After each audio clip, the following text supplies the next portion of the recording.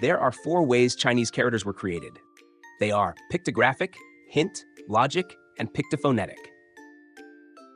Pictographic is using simple lines to draw what we see, like these 3 characters. Hint is adding strokes to existing characters to change their meaning. For example, adding a line under the character would to indicate the root. Adding a dot on the blade of a knife to indicate the blade. Logic is putting 2 or more components together to form a new meaning. The word trust is putting man and word together. This one is like a person trapped in a cage, therefore a prisoner.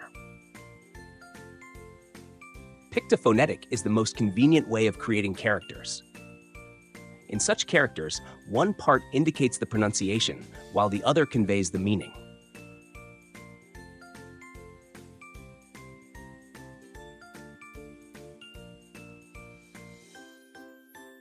Every Chinese character is pronounced with just 1 syllable, so tone can help increase the number of possible sounds. With different tones, this syllable can have a completely different meaning. 微 Danger, 微 only, 微 tail, 为 for. More importantly, without tones, Chinese would sound robotic. Let's read this sentence first with flat tone. 我喜欢学中文 Now let's read it with correct tone. 我喜欢学中文 21 initials, 36 finals, plus 1 independent syllable. With 4 tones, this gives a theoretical 30,028 sounds.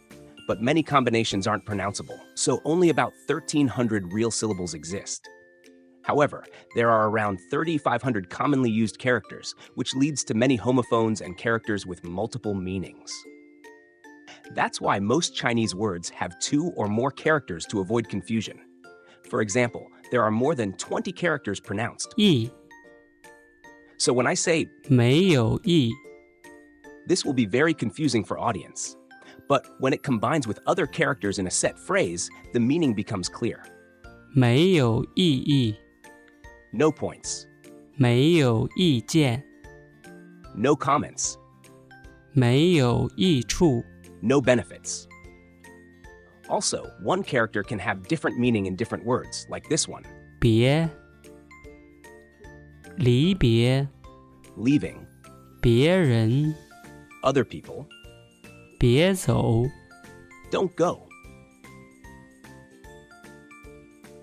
These are commonly used particles in Chinese. Using particles correctly is the key to master Chinese grammar. Let's look at a few examples to see how they work. The graduation dance will be held at the school gym tomorrow.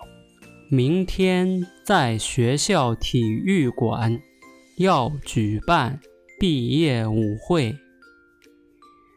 明天在学校体育馆要举办毕业舞会。Time and location are usually placed at the beginning of a sentence or after the subject. He invited her as his date for the graduation prom. 他邀请了她作为毕业舞会的舞伴。他邀请了她作为毕业舞会的舞伴。He wore a tuxedo and drove to pick her up. 他穿着燕尾服，开着车去接她。他穿着燕尾服，开着车去接她。She put on her makeup and wore a beautiful evening gown. 她化了妆，穿上了漂亮的晚礼服。她化了妆，穿上了漂亮的晚礼服。After having dinner at a restaurant, they went to the gym together. 他们在餐厅吃过晚餐，一起来到体育馆。他们在餐厅吃过晚餐，一起来到体育馆。They danced happily on the dance floor. 他们在舞池里开心地跳舞。他们在舞池里开心地跳舞。They had a great time dancing. 他们跳舞跳得很开心。他们跳舞跳得很开心。She was chosen as the prom queen. 她被选为舞会皇后。她被选为舞会皇后。He drove her home. 他开车把她送回了家。他开车把她送回了家。Did you guys have a good time today? 你们今天玩得开心吗？你们今天玩得开心吗？ In Chinese, you usually need to put a measure word before both countable and uncountable nouns. The use of measure words can prevent confusion for the listener. When 一棵树 becomes 一树 the listener will first associate it with these few words: 艺术 arc, 医术 medical skills, 遗书 farewell letter.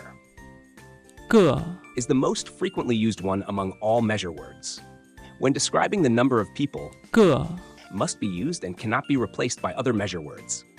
It's also used to connect numbers with abstract concepts. For example, 一个月 1 month, 一个想法 an idea, 一个民族 a nation. It's also used to describe things without a specific measure word, such as 一个枕头 1 pillow, 一个杯子 1 cup, 一个烤箱 1 oven. Simplified characters are a transitional form before Chinese characters become fully Romanized. Simplified characters are easier to write, but traditional characters reflect the development of the writing system more clearly. In my future videos, I will be using traditional Chinese characters. In the next video, I will explain in detail how to read and write pinyin. See you.